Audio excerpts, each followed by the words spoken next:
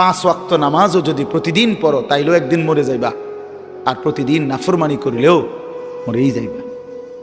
মনে থাকলেও মৃত্যু নিশ্চিত, মনে না থাকলেও মৃত্যু নিশ্চিত। হাসলেও মরে যাবেন, কাঁদলেও মরে যাবেন, সুখেও মরে যাবেন, দুঃখেও মরে যাবেন।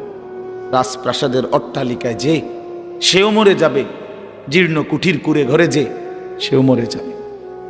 জীবনে যে কোনো দিন দুঃখ দেখে নাই তারও মৃত্যু হবে, জীবনে যে কোনো দিন সুখ দেখে নাই তারও মৃত্যু হবে, তারও মৃত্যু হবে। কেউ থাকবে না, কেউ না, কেউ না, কেউ না।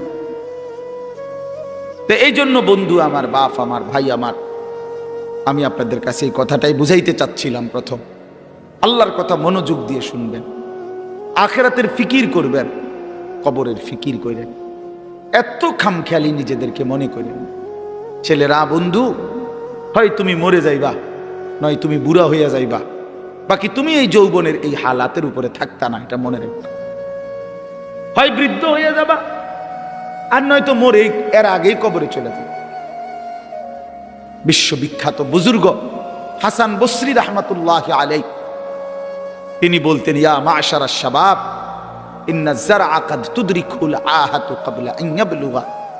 তিনি যুবক দেখলে বলতেন, যুবক মনে রাখো, সব ফুল সব ফল পরিপক্ক হয় না, পাকে না, এর আগে ঝরে যায়।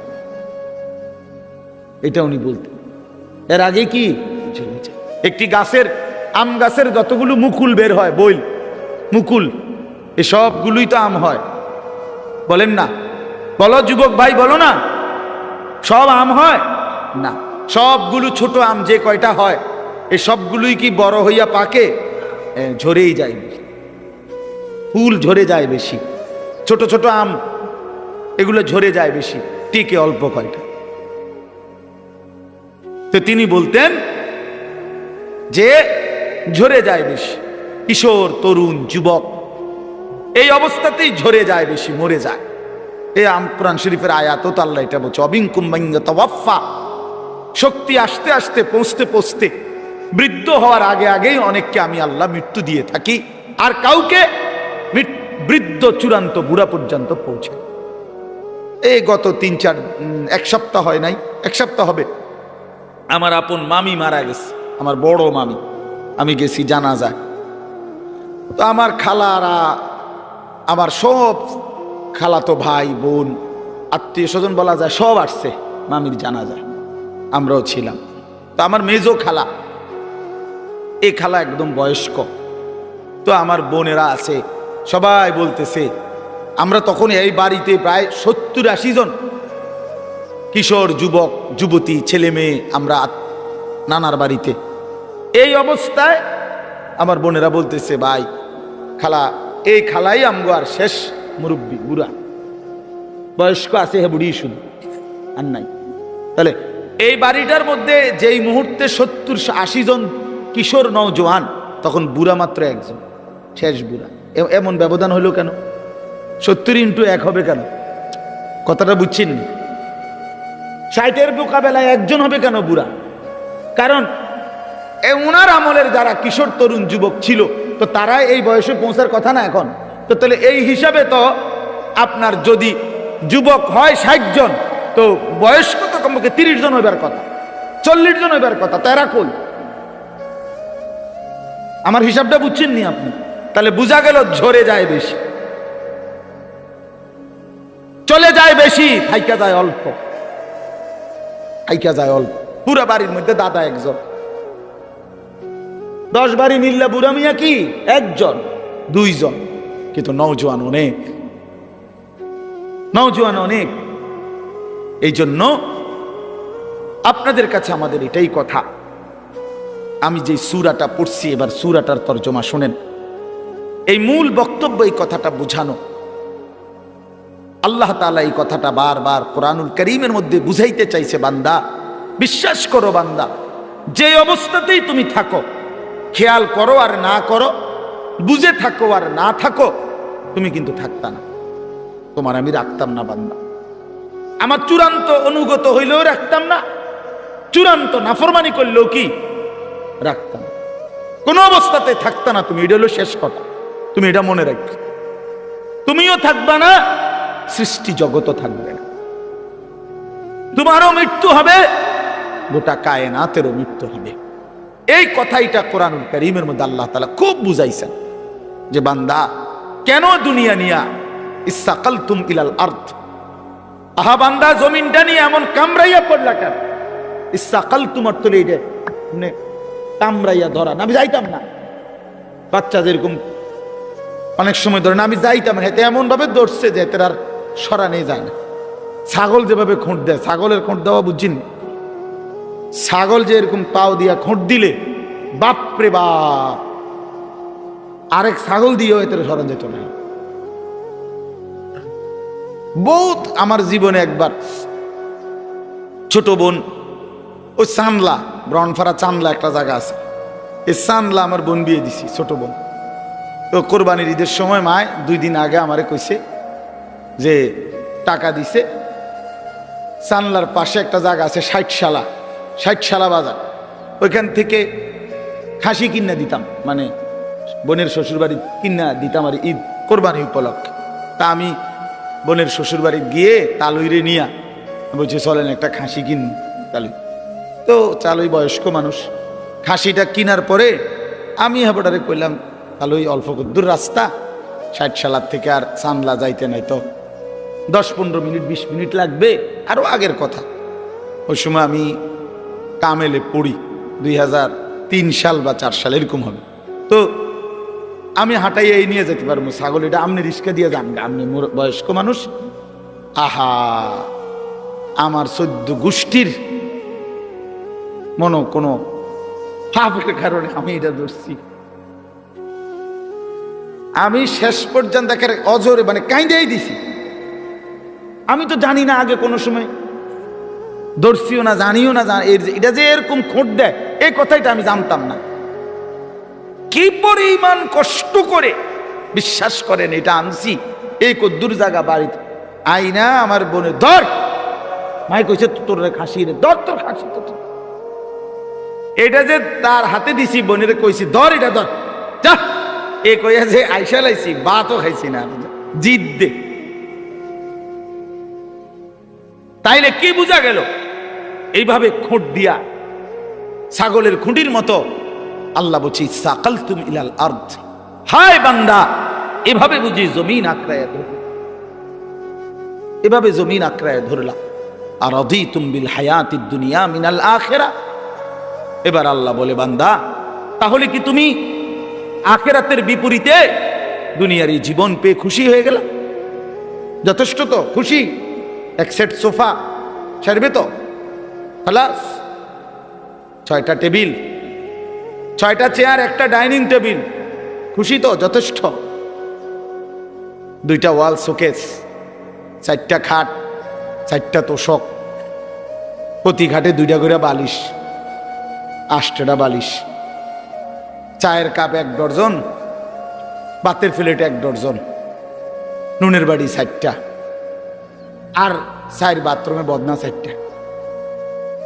আর কি কয় টাকার মাল? নাই তো 50 লাখ টাকার মাল ঘরে, এত হবে না। আচ্ছা ধরেন, ধরলাম ভাই, ধরছে জন, আর কোনো আপত্তি নেই, ধরলাম ধরেন 50 লাখ টাকার মাল। তো 50 লক্ষ টাকার মালের জন্য হায় মুসলমান 60 বছরের হায়াত শেষ, 50 বছর শেষ। এত মিথ্যা, এত চুরি, এত 2 নম্বরি, এত সুদ, এত ঘুষ, এত কিস্তি, এতবার ওজনে কম দিলেন, এতগুলো মিছা কথা কইলেন, এত বাটপারি করলেন, এই কদ্দুর ফার্নিচার আর আসবাব এটুকু দুনিয়ার জন্য। বড় অল্প দামে নিজের বেচা দিলেন, বড় অল্প টাকায় শেষ করে দিলেন হায়াত বন্ধু, বড় অল্প দামে নিজের জীবন শেষ করে দিলেন, খুব কম দামে। এক সুস্থ সবল মুসলমান এত কম দামে নিজের বেচার কথা না। এইটুকু সামান্য দুনিয়ার জন্য 1 ওয়াক্ত নামাজ পড়ার টাইম নেই। একটা অটো চালায়, বেচারার নামাজের সময় নেই। একটা সিএনজি চালায়, বেচারার নামাজের টাইম নেই। কদ্দুর সাধুয়ানদারি করে, এবার নামাজের টাইম নেই। 12,000 টাকা বেতনের একটা চাকরি করে, নইলে 20,000 টাকা বেতন। হায় হায় মুসলমান, 20,000 টাকা, তাও এক মাসে, প্রতিদিন না, এক মাসে 20,000 টাকা বেতন। এইটুকুর জন্য আল্লাহ তাআলার এক ওয়াক্ত নামাজ আদায় করে না। হায় মুসলমান, এত বড় পাষাণ কেমনে হইলেন? কেমনে হইলেন বলেন? আল্লাহ নবী সাল্লাল্লাহু আলাইহি ওয়াসাল্লাম বলছেন, লা সাজদাতুন ওয়াহিদাতুন খায়রুম মিনাদ দুনিয়া ওয়া মা ফিহা।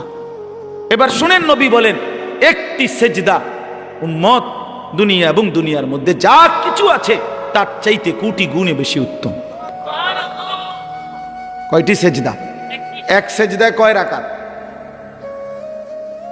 এক রাকাত না। এক সেজদা দিলে কি এক রাকাত? এক রাকাত না, একটাই সেজদা। লা সাজদাতুন ওয়াহিদাতুন, একটি সেজদা। আল্লাহর কসম নবীজি বলছে, বুখারী মুসলিমের হাদিস। আল্লাহর নবী বলছে, 4টা কালেমা একবার বলা, 4টা কালেমা আপনি বলেন, সুবহানাল্লাহ, আলহামদুলিল্লাহ, আল্লাহু আকবার, লা ইলাহা ইল্লাল্লাহ। রাসূলুল্লাহ সাল্লাল্লাহু আলাইহি ওয়াসাল্লাম বলেন, এই 4টি কালেমা একবার বলা পৃথিবীর যত কিছুর উপরে সূর্যের আলো পড়ে সবটার যা দাম, আমি রাসূলের কাছে তার চাইতে বেশি দাম।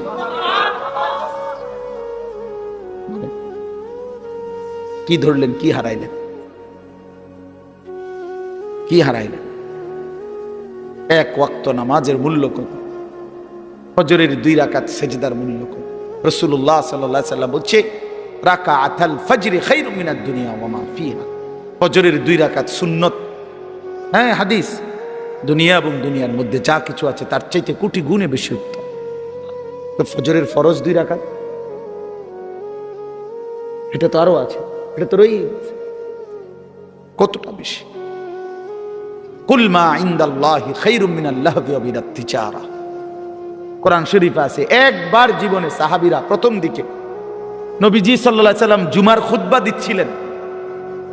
জুমার নামাজের খুতবা ইসলামের প্রথমে শুরুতে জুমার নামাজের পরে হইতো, এটাই তাফসীর। মানে ঈদের খুতবা কখন হয়? নামাজের পরে। এই ঈদের খুতবা এখন যেভাবে হয়, প্রথম জুমার খুতবা এভাবে হইতো। মানে নবীজি ফরজ 2 রাকাতের সালাম ফিরাইয়া এরপরে মিম্বরে দাঁড়াইয়া কি পড়তেন? খুতবা দিতেন। এটাই ছিল তখন নিয়ম। এরকম একদিন খুতবা দিতেছে, সাহাবায়ে কেরামের কিছু সাহাবী মদিনার বাজারে ফু দিছে, কেউ ব্যবসায়ী পাইকারি মাল আনে মাসে 15 দিনে। তখন নিয়ম ছিল একদিন পাইকারি মাল আসতো, তো যে বেটা পাইকার এ বেটা বাসি ফু দিত। ফু দিলে খুচরা দোকানদাররা বুঝতো পাইকার আসছে, সবাই দৌড়াইয়া হুড়াহুড়ি করে যার যার মাল নিত। এই বেটা তো আর আসবে না আবার।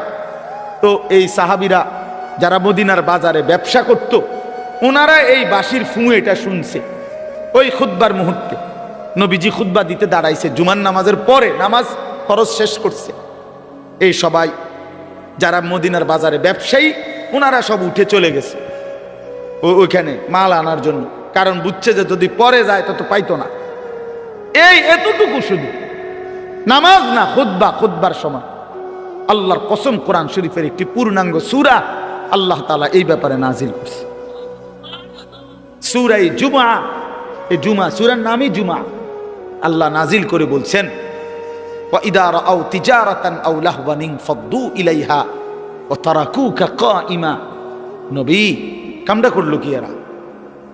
এদের ব্যবসা এবং তামাশা, এই দুনিয়ার তামসার জন্য আল্লাহ দুনিয়ার পুরো উপার্জনটারও বলছে তামসা। বেটা আল্লাহ বলছে এই ব্যবসা এবং তামাশার দুনিয়ার জন্য এরা ছুটে চলে গেল। ও তারাকুকা কাইমা, আপনাকে এখানে দাঁড়ানো অবস্থায় খুতবায় রেখে চলে গেল। হায় হায়, করলা কি তোমরা? আল্লাহ নিজে তখন বলে, কুল মা ইনদাল্লাহি খায়রুম মিনাল লাহবি ওয়া মিনাত তিজারা। হায় আমার নবীর সাহাবীরা, শোনো, এই নামাজ, এই খুতবার বিনিময়ে আল্লাহর কাছ থেকে যা পাইতা তা তোমাদের এই ব্যবসা এবং রং তামাশার এই দুনিয়ার চাইতে কোটি কোটি কোটি কোটি গুণে উত্তম ছিল। এর চাইতে সুন্দর আয়াত কি হইতে পারে? এর চাইতে পরিষ্কার কথা মালিকের আর কি হইতে পারে? ভাইয়া বলেন, ইনসাফ করে বলেন। আর কেমনে আল্লাহ বুঝাইতো? আর কেমনে বুঝাইতো? আপনার অসংখ্য মুসলমান, আমি আজকেও আমার জুমার নামাজ ওই শাসনগাছা, আমি এক মসজিদে এই মাস থেকে 2 জুমা পড়াই নামাজ। তো এইখানে বলছি যে আপনারা যারা শুধু শুক্রবারে জুমার নামাজ পড়তে আসেন, কেন আসেন? বাকি সপ্তাহ কেন আসেন না? বাকি 5 ওয়াক্ত নামাজ কেন পড়েন না ভাই? সপ্তাহের বাকি দিনগুলো কেন নামাজ পড়েন না? শুধু শুক্রবারে 2 রাকাত নামাজ পড়তে কেন আসেন? এ কথা বুঝানোর জন্য যে আপনি মুসলমান, এটা বুঝানোর লাগে নাকি? আমি তো পরিষ্কার বলি না ফরমান, তোমরা যারা 5 ওয়াক্ত নামাজ পড়ো না, পুরো সপ্তাহ নামাজ পড়ো না, তুমি শুক্রবার আয়োনের কোনো দরকার নাই, তুমি শুক্রবারে আইসা বুঝানোর দরকার নাই তুমি মুসলমান। তুমি মুসলমান আমরা এটা জানি। তোমার না ভোটার আইডি কার্ড আছে? তোমার আইডি আছে তো? তোমার জন্ম নিবন্ধন সনদ আছে? আমরা জানি তুমি মুসলমান। তুমি মুসলমান আমরা জানি বেটা। মিথ্যাইও তুমি। কি দরকার ছিল? কি দরকার ছিল নিজেকে মুসলমান বুঝাইবার জন্য? না না, মুসলমান আমরা জানি, আপনি মুসলমান আমরা মানি, আমাদের মুসলমানের কবরস্থানেই দাফন করা হবে। নাই তো বলেন কেন? যদি বলেন না হুজুর আমি এই জন্য আসি নাই, আল্লাহর জন্য আসছি, তো আল্লাহর জন্য আসলে আসরের নামাজে আসলেন না কেন? প্রতিবাদ করেন। একজন প্রতিবাদ করেন না যে না হুজুর আপনি ভুল বলছেন, আমি আল্লাহর সন্তুষ্টির জন্য আসছি। তো আল্লাহর সন্তুষ্টির জন্য আসলে ফজর কই, জোহর কই, আসর কই, মাগরিব কই, এশা কই, শনিবার, রবিবার, সোমবার, মঙ্গলবার, বুধবার, বৃহস্পতিবার, সে এই সপ্তাহের এই দিনগুলো মালিককে মনে করেন না কেন? বলেন ভাই, ইনসাফ কি বলে? বলেন একজন বেনামাজি বলেন, বলেন খোদার 365 দিন কোন দিন যারা ফজরের নামাজ পড়েন না, এত বড় বেহায়া কেমনে হইলেন? কেমনে হইলেন? এই যুবক ভাই, তোমরা যারা কখনোই ফজরের নামাজ বছরের কোনোদিন পড়ো না, তুমি এত বড় নির্লজ্জ, মুসলমানের ঘরে এত বড় বেয়াদব কেমনে হইলা? বলো, এখন প্রতিবাদ করো। মুসলমানের ঘরে এত বড় বেয়াদব কেমনে হইলা? এত বড় গাদ্দার মুসলমানের ঘরে হইলা কেমনে? তোমার আল্লাহ নাই, তোমার রসুল নাই, তোমারে কেউ বানায় নাই, তোমারে কোথাও যেতে হবে না, তুমি মরতা না, তোমার কোনো হিসাব নাই, তোমার কোনো আমল নামা নাই। কি মনে করছো তুমি? এই মোবাইল, হ্যাঁ, এই বেডি, নর্তুকি, নারী, ছবি, উলঙ্গ দৃশ্য, আর এই ভাত তরকারি, পেশাব পায়খানা আর ঘুম, খালাস, এরই নাম জীবন? এ তো জানোয়ারের জীবন। এ তো কুকুর, বিড়াল, হাইওয়ান, জানোয়ার, গরু, ছাগল, ওরাও তো খায়, ঘুমায়, পেশাব পায়খানা করে, ওদেরও তো যৌন চাহিদা পূরণ হয়। প্রিয় বন্ধু, গরু ছাগলেরও তো, কুকুর বিড়ালেরও তো বাচ্চা হয়। তো বাচ্চা যেহেতু হয়, এটাই তো প্রমাণ করে এদের যৌন চাহিদা পূরণ হয়, নয়তো হ্যাঁ কেমনে বাচ্চা হয়? জানোয়ারের বাচ্চা হয় কেমনে তাহলে? ইনসাফ করেন, বিবেককে বলেন। আপনার স্ত্রী বেপর্দা, তা আপনার আত্মসম্মান কই রইল? আপনার মেয়েটা বেপর্দা, হ্যাঁ, আপনি বুঝেন না এটা? 8-7 কাপড় পরে আপনার মেয়ে কোথায় যায়? 14 বছরের, 16 বছরের, এই 18 বছরের এই উপযুক্ত কন্যা 8-7 কাপড় পরে কোথায় বের হয়, কাকে দেখাইতে যায়?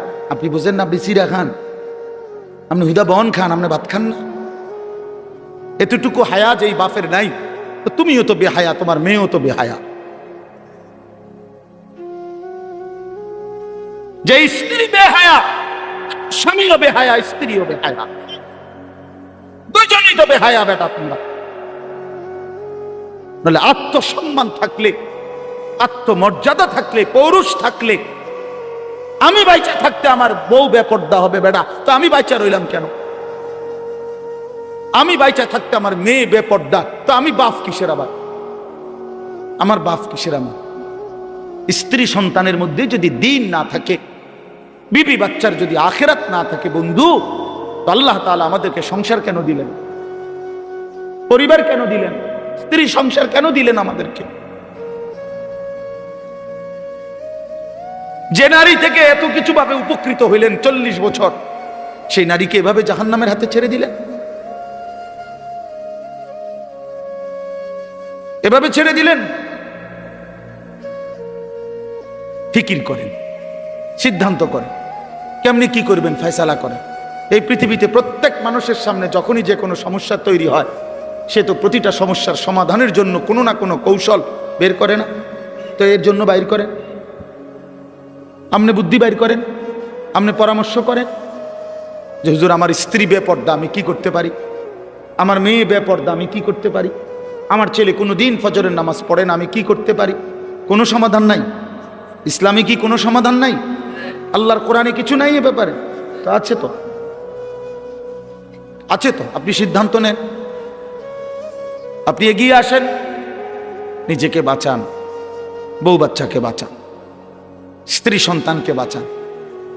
খাট পালং আর সোফা ফার্নিচার এডি কোয়েন না, এডি কোয়েন, এডি হুদা, এডি থাকবে না। সোফা পুরানো হয়ে যায়, ফ্রিজ ডিস্টার্ব করে, আমি 3 বার বদলাইছি।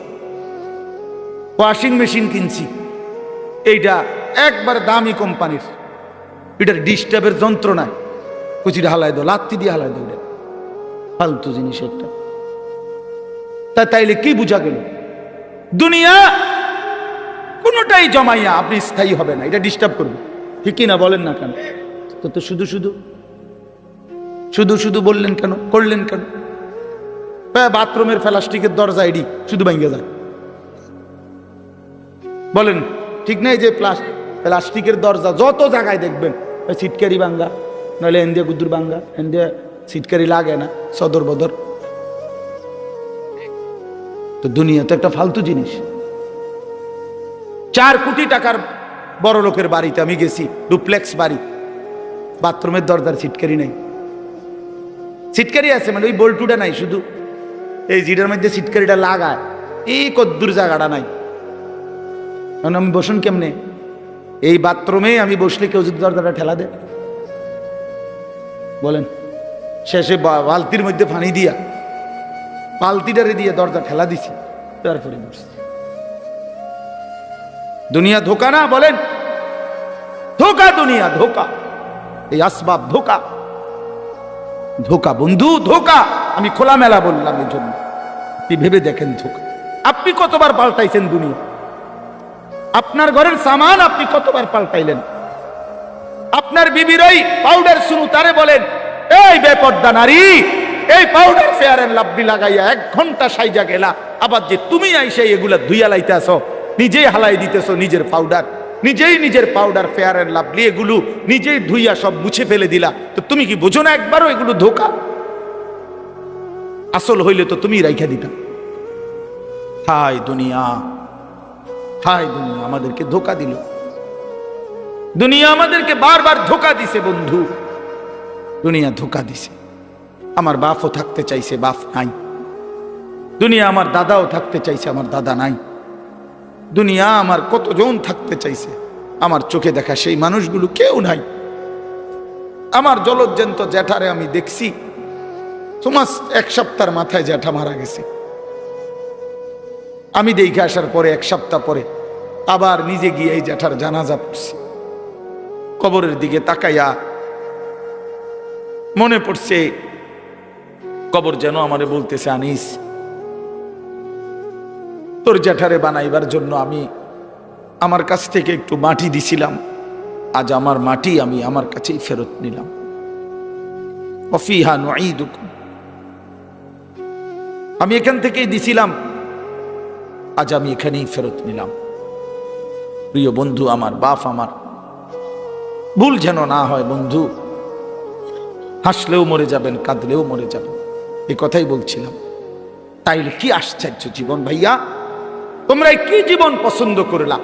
সারাটা দিন নারী, ছবি, মোবাইল, নাচ গান, এক ওয়াক্ত নামাজ পড়ো না, শরীর অপবিত্র, পেশাবের ঠিকমতো পবিত্রতা নাই, পায়খানার পরে ঠিকমতো পবিত্রতা নাই।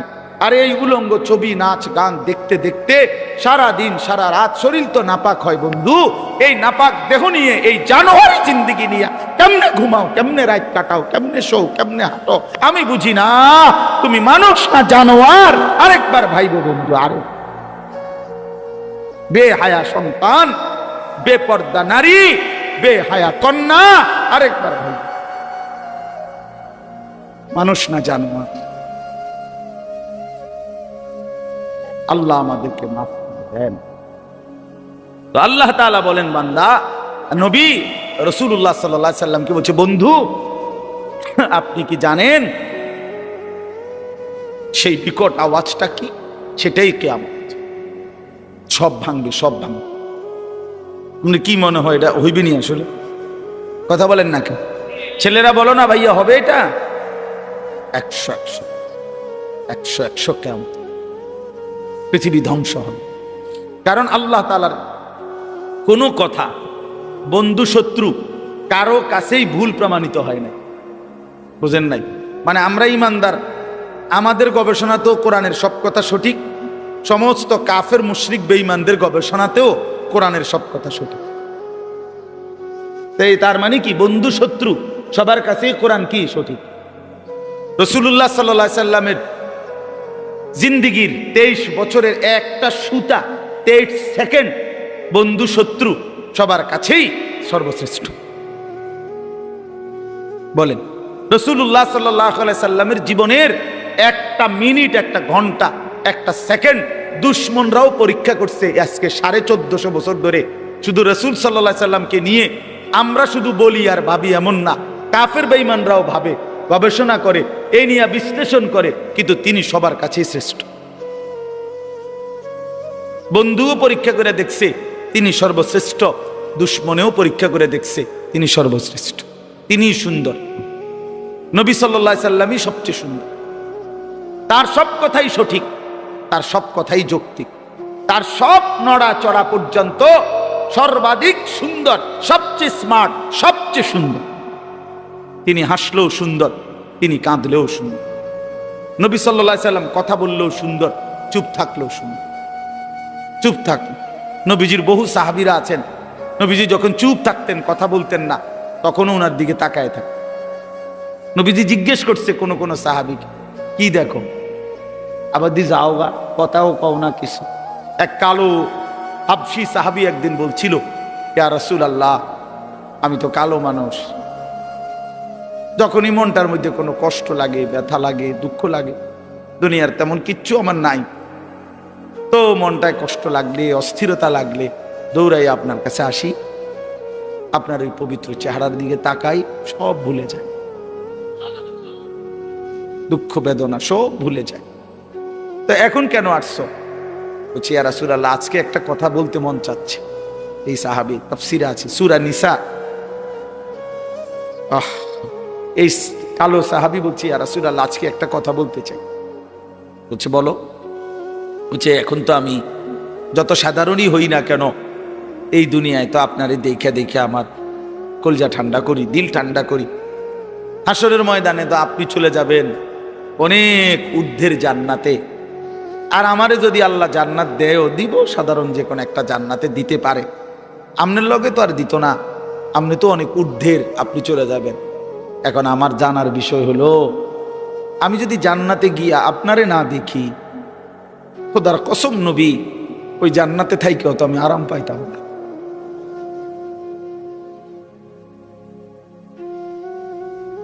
তখন আমি আপনাকে দেখব কিভাবে? সুবহানাল্লাহ, সুবহানাল্লাহ।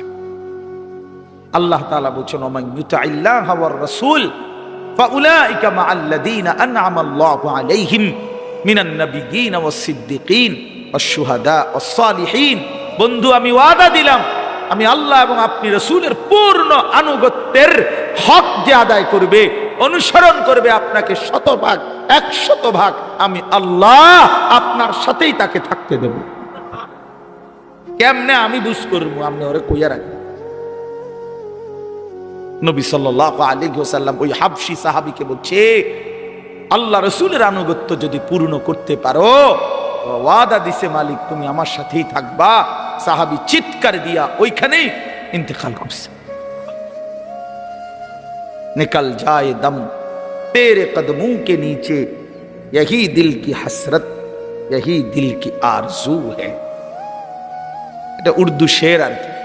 অর্থ হলো, হে প্রিয়তম, তোমার কদমের নিচে জীবন দিলাম, এই ছিল আমার আরজু, এই ছিল আমার আকাঙ্ক্ষা, আমার তামান্না, দিলের আশা ছিল এই, আল্লাহ রসুলের কদমের নিচে জীবন দিয়ে দিছে। निकल जाए दम तेरे कदमों के नीचे, यही दिल की हसरत, यही दिल की आरजू है। এটাই দিলের তামান্না। আল্লাহ আমাদেরকে নবী সাল্লাল্লাহু আলাইহি সাল্লামের অনুসরণের মতো ভালোবাসা দান করেন। তো আল্লাহ তাআলা বলেন, ইয়াউমা ইয়াকুনুন নাসু কাল ফারাশিল মাবসুস। আল্লাহ বলেন, বন্ধু, সেই ইসরাফিলের ফুঁ হলে, এই বিকট ধ্বনিতে যখন সব ভাঙতে শুরু করবে, তখন সবগুলো মানুষ বিক্ষিপ্ত পতঙ্গের মতো ছুটাছুটি করে যে যেখানে গিয়ে পড়বে সেখানেই মরবে।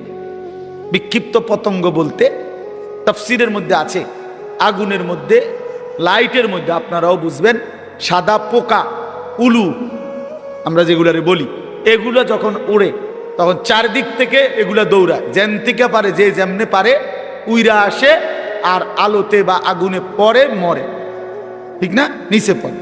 তো আল্লাহ তাআলা বলেন, ইসরাফিল যখন ফুঁ দিবে, পৃথিবী যখন সব কিছু ভাঙতে শুরু করবে, মানুষগুলো এরকম বিক্ষিপ্ত পতঙ্গের মতো যে যেদিকে পারে ছুটাছুটি শুরু করবে, আর ছুটতে ছুটতে, দৌড়তে দৌড়তে যে যেখানে গিয়া পড়বে, দম পড়ে যাবে, মনে করুন পড়ে যাবে, ওইখানেই মরবে, ওইখানেই নিচে কবরে চলবে। কেউ কাউরে দাফন করতে পারবে না। কারে দাফন করবে? কে দাফন? আপনি স্বাস্থ্য ভাই হেঁটে তো দৌড়ায়, বোঝেন না আপনার কথা? আপনি স্বাস্থ্য বাহিনী আপনারা দাফন করবে, ওই তো আরো আগে দৌড় দিচ্ছে, ওই গিয়ে সান গিয়া চক বাজার ফার হয়ে কান্দির, সবে তো দৌড়াইতেছে, বুঝেন নাই? তো কাজে কেউ কাউকে কি করবে না, দাফন করবে না, বরং মানুষ ছুটতে ছুটতে যেখানে পড়বে ওইখানে নিচে চলবে। অতাকুনুল জিবালু কাল ইহনিল মানফুশ। তুলা যে ধুনায়, আপনারা দেখছেন, ওই যে লেফ তোষক বানাইবার আগে তুলারে কি করতে হয়, ধুনতে হয়, মেশিন দিয়েও হয়, আবার লাঠি দিয়ে বাইরে বাইরেও তুলারে আলাদা আলাদা করে। তো এই তুলা যখন ধুনায়, তখন তুলাগুলো সামান্য বাতাস লাগলেই উঠতে থাকে। আল্লাহ তাআলা বলেন, এই ধুনিত তুলা, ধুনানো তুলার মতো পাহাড়গুলো সব উঠতে থাকে। এইটার অর্থ এভাবেই পৃথিবী ধ্বংস হবে, হাসরের মাঠ কায়েম হবে। فأما من ثقلت موازينه فهو في عيشة راضية। আর সেই হাসরের মাঠে মিজানের পাল্লায় আমলনামা ওজনের জন্য দিলে, যার আমলনামা ভারী হবে, নেকির পাল্লা, সে চির সুখের সন্তুষ্টির জান্নাতে বসবাস করবে। ঈশাতির রাদিয়া অর্থ হইল, অর্থাৎ জান্নাতে তো থাকবে, তবে সন্তুষ্ট চিত্তে। একটা হইলো, মনে করেন খুব ভালো খাইতে দিছে, কিন্তু ভিতরে ভিতরে একটা ডর আছে যে খাইতে তো দিছে, একটু পরে তো খুব বাইরে যাও, তাইলে একটা টেনশন কাজ করে। আবার আল্লাহ তাআলা বলেন, না, আমার বান্দা সন্তুষ্ট চিত্তে জান্নাত ভোগ করবে, যে আর কোনো দিন এক সেকেন্ডের জন্য তাকে বের করা হবে না। আল্লাহ নিজে ঘোষণা দিবে, বান্দা, আজকের পর থেকে আর কোনো দিন আমি তোমার উপরে অসন্তুষ্ট হব না। ওয়া আম্মা মান খাফফাত মাওয়াজিনুহু, এই শেষ কথা শুনেন, আর যার আমল নামায় নেকির পাল্লা হালকা হবে, গুনাহ ভারী হবে, ফা উম্মুহু হাবিয়া, তার ঠিকানা হাবিয়া নামক জাহান্নাম।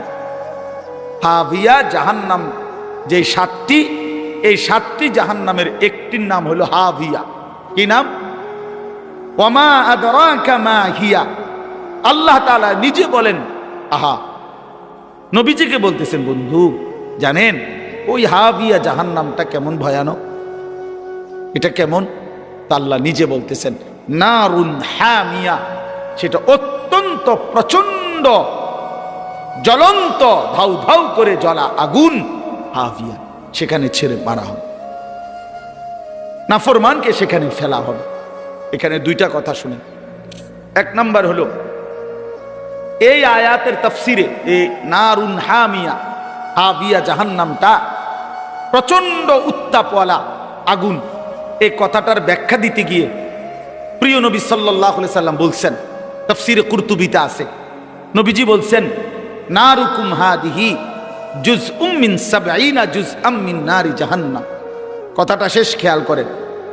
নবীজি এরকম সাহাবীদেরকে বলতেছে, শোনো, তোমাদের যেই দুনিয়ার আগুন, এই দুনিয়ার আগুন জাহান্নামের আগুনের 70 ভাগের 1 ভাগ। তার মানে তোমাদের এই দুনিয়ার আগুনের চাইতে আরো 69 গুণ বেশি উত্তাপ তাপ জাহান্নামের আগুন। এরপরে শুনেন, এরপরে জরুরি কথা হলো, এই বুঝার জন্য বলতেছি, তাফসিরে হাদিসের বাকি অংশে আছে, রাসূলুল্লাহ সাল্লাল্লাহু আলাইহি সাল্লামের সাহাবীরা এই কথাইটা শুনে লাভ দিয়ে উঠছেন, ফাল দিয়ে উঠছে, ফাল দিয়ে ওইটাই বলতেছে, ইয়া রাসূলুল্লাহ ওয়া ইন্না যালিকা লাকাফিয়া, হে আল্লাহর নবী, হায় হায় আপনি কি কইলেন? এটা আগুনে পুরাইয়া ছাই করে ফেলার জন্য দুনিয়ার এই আগুনই তো যথেষ্ট। লাকাফিয়া অর্থ হলো এটাই তো সারে। আল্লাহর নবী সাল্লাল্লাহু আলাইহি সাল্লাম বলেন, তাহলে বুঝো হায় উম্মত, এর চাইতে আরো 69 গুণ বেশি আগুনের তাপ কেমন।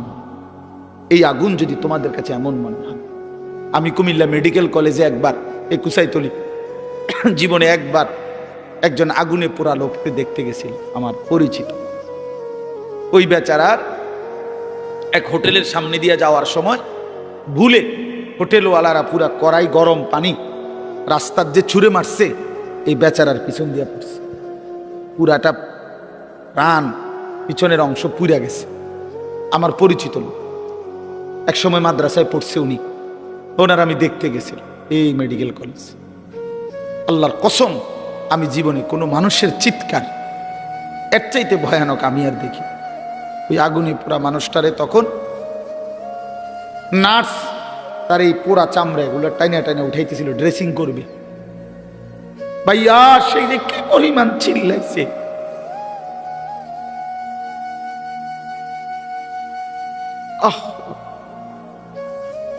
এমন চিৎকার, আর মানে এগুলো যে ছিটতেছে, পোড়া চামড়া এগুলো উঠাইতেছে। তাহলে বলেন, রাসূলুল্লাহ সাল্লাল্লাহু আলাইহি ওয়াসাল্লাম বলেন, তোমাদের এই আগুনের চাইতে আরো 69 গুণ বেশি গরম, সেটা কি হবে? আল্লাহ আমাকে মাফ করুন। আর একটা কথা হলো, যুবক ভাই, তোমাদের কাছে এখানে একটা শব্দ আছে, ফা উম্মুহু হাবিয়া, ফা উম্মুহু হাবিয়া। উম্মুহু এই শব্দের 2 অর্থ। এক অর্থ হইল ঠিকানা, ফা মাওয়াহু, তার ঠিকানা জাহান্নাম। আরেকটা অর্থ আছে, এই তাফসিরে আছে, ইয়াহবি রাসাহু।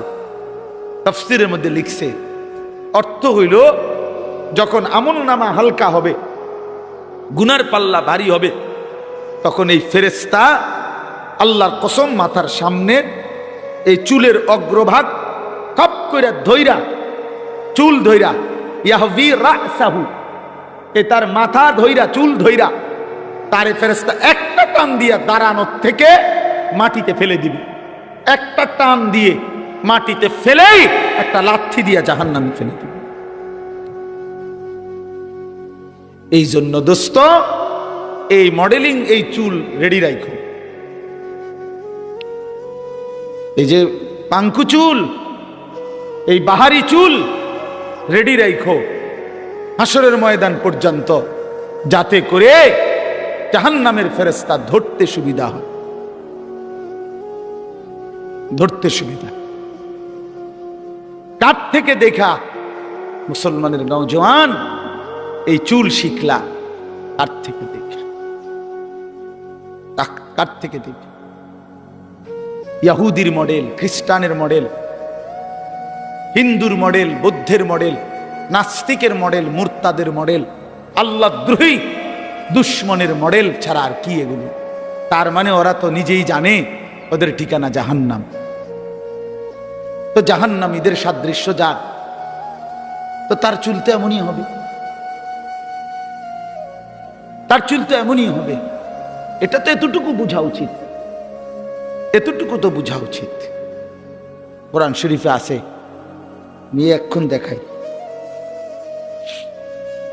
এই যে আল্লাহ তাআলা বলছেন ইন্নাল্লাযীনা কাফারু, ওই ভাই শুনতেছেন আপনারা?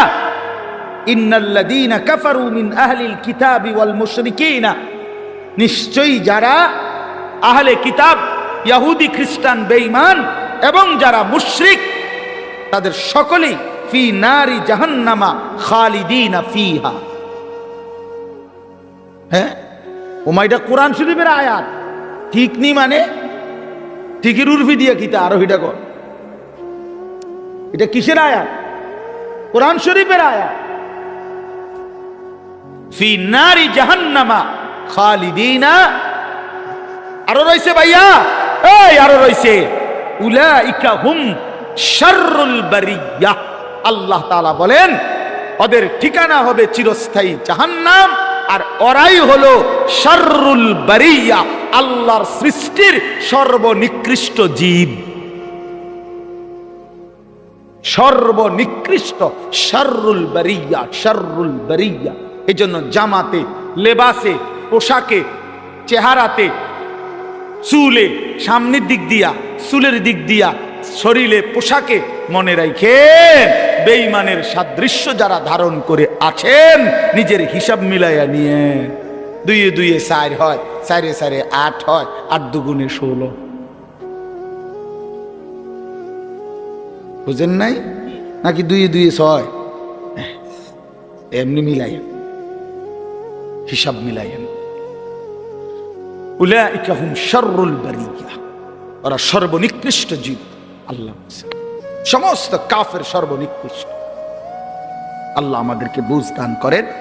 আল্লাহ তাআলা আজকের এই মাহফিল কবুল করে নেন। চলেন ফিকির করি, আখিরাতকে বিশ্বাস করে, কবরকে ভয় করে, পরকালের চিন্তাকে মাথায় রেখে আমরা প্রত্যেকে ইনশাআল্লাহ জিন্দেগি সাজাবো।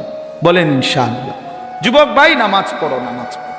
ভাইয়া আমার নামাজ পড়ো, ভাই নামাজ পড়ো, বোন নামাজ পড়েন। বাবারা হারাম রোজগার ছেড়ে দেন। আপনারা জানেন না, আপনারা হয়তো অনেকে বুঝতেছেন না। ইনশাআল্লাহ আমরা সারা পৃথিবীর উলামায়ে কেরাম এটা বুঝতেছে, বলতেছে আগামীর পৃথিবী শুধুই ইসলামের পৃথিবী। হ্যাঁ হ্যাঁ, আগামীর পৃথিবী শুধুই ইসলামের, আগামীর পৃথিবী শুধুই কোরআনের। শুধু বাংলাদেশ না, সারা পৃথিবীতে মজলুমের বিজয়, সারা পৃথিবীতে মজলুমের বিজয়, ইমানদারের বিজয় ইনশাআল্লাহ। 54 বছরের জালেম স্বৈর শাসক ফ্যাসিস্ট অন্যায় রাজত্ব কায়েম করেছিল মুসলমানদের সবচেয়ে গুরুত্বপূর্ণ একটি দেশ সিরিয়াতে। এই সিরিয়ার জালেম বাপ পুত মিলে 2 জালেম 54 বছর মানুষের উপরে লক্ষ লক্ষ মুসলিম নারীকে বেইজ্জতি করছে, নির্যাতন করেছে, পুরুষদেরকে শহীদ করেছে। ওই জালেম 8ই ডিসেম্বর পলাইছে। জানেন না? নতুন উইকেট পড়ছে 8 তারিখ। 8 তারিখ কি? ইতিমধ্যে 2 উইকেট পড়ছে। 5ই আগস্ট 1 উইকেট পড়ছে, 8ই ডিসেম্বর নতুন উইকেট পড়ছে। এই জন্য 2024 উইকেট পড়ার বছর। 24 সাল বোলিং ভালো হয়েছে, বোলিং 24 সালে বোলিং ভালো হয়েছে, 2 উইকেট পড়ে গেছে ইনশাআল্লাহ। আলহামদুলিল্লাহ। আগামী 3 নম্বর উইকেট আশা করি ইনশাআল্লাহ নেতানিয়াহু, ইসরায়েলের ওই বেঈমান, ইসরায়েলের এই বেঈমান, এই প্রধানমন্ত্রী ইসরায়েলের নেতানিয়াহু, এই বেঈমানের উইকেটও পড়ে যাবে ইনশাআল্লাহ। দেখেন দেখেন দেখেন ইনশাআল্লাহ। দেখবা যুবক, ইনশাআল্লাহ ফিলিস্তিন বিজয় হবে, কালেমার পতাকা উড়বে, ইসরায়েলের কুত্তারা হেরে যাবে ইনশাআল্লাহ। কোন কাউরে, কোন বেঈমানের ধমকে ঘাবড়াইবার কিছু নাই। ওই ভারতীয়দের ধমক আমরা 2 পয়সাও গণার ধরি না। 130 কোটি না বেটা, তুই 230 কোটির মোকাবেলায় আমাদের একজন আল্লাহ, তিনি যথেষ্ট বেটা। হাসবুনাল্লাহ, হাসবুনাল্লাহ বলে, হাসবুনাল্লাহ, আল্লাহই যথেষ্ট। আলু বন্ধ করে দিবে, আলু, পেঁয়াজ তার আব্বার পেঁয়াজ, আলু তার বাপের, পেঁয়াজ তার বাপের, মোদির আব্বার পেঁয়াজ, মোদির বাপের আলু। তোর বাপের আলু বেটা, তোর বাপের পেঁয়াজ বেটা। তোদেরকে যিনি পেঁয়াজ, আলু, আটা, তোদেরকে যিনি 24 ঘন্টা খাওয়ায় পড়ায়, তিনি তো আমার আল্লাহ বেটা, তোর কি বেটা? কথা বলেন না। ইন্ডিয়ার ওই বেঈমানদেরকে পালে যিনি, খাওয়ায় যিনি, তিনি কে? আমার আল্লাহ। আমার কে? আমাদের বলবেন না, বলেন আমার আল্লাহ। তোর কি বেটা? তোদের মূর্তি ছাড়া আছে কি তা বেটা? হ্যাঁ, আল্লাহ আমার আল্লাহ তোদেরকে খাওয়ায়, আমারে দমক দেয়। বেউকুফ না এগুলো, কি কয় এগুলো? মন্ডা আটটা যাইয়া কই নাই। হ্যাঁ, কয় কি বেটা? সংখ্যা দিয়ে হিসাব মিলায় বাংলাদেশের দামাল নওজোয়ান এক ফোঁটা রক্ত থাকতে 56,000 বর্গ মাইলের 1 ইঞ্চি জমিন কোন বেঈমানের কাছে আমরা ছেড়ে দেব না ইনশাআল্লাহ। কোন আমার পুতের লাগা আমি বুঝ করে লইছি বেটা। আমার সন্তানকে আমি বলেছি, বাপ ভাই আমি মরবো নয় তুই মরবি, আল্লাহর জন্য জান আমিও দিতে রাজি, তুইও রাজি বেটা। কিন্তু 1 ফোঁটা রক্ত থাকতে এই জমিন, মুসলমানের জমিন, এটা কোনো বেঈমানের হাতে যাবে না ইনশাআল্লাহ। বাংলাদেশের জমিন ইন্ডিয়ার জমিন না, এটা বাংলাদেশের জমিন, এটা কালেমাওয়ালার জমিন, এটা মুসলমানের জমিন, এটা কোরআনের জমিন। এখানে ফজরের আজান শুনে আমাদের ঘুম ভাঙ্গে, বলেন আলহামদুলিল্লাহ। আমরা কোনো বেঈমানের ভ্যা ভ্যা শুনি না, আমরা ভ্যা ভ্যা, আজান শুনে জাগি ইনশাআল্লাহ। আল্লাহ তাআলা সব নওজোয়ানকে আহ্বান করলাম, যুবক ভাই নষ্ট হইও না, চরিত্রহীন হইও না। নারীর ফান্দে জীবন শেষ করে জীবন আরো সামনে আছে, জিন্দেগির আরো বড় দায়িত্ব আছে বন্ধু, জীবনের আরো অনেক বড় স্বপ্ন আছে। শুধু এক নারীর জন্য জীবন শেষ করে দিও না ভাই। আল্লাহ তাআলা আমার সারা দেশের যুবকদেরকে আগামীর ইসলামের জন্য কবুল করে নেন, আগামীর কোরআনের জন্য আল্লাহ কবুল করে নেন ইনশাআল্লাহ। এই জমিন কালেমার পতাকা উড়বেই ইনশাআল্লাহ, ঈমানের বিজয় হবেই হবে, হবেই হবে, হবেই হবে।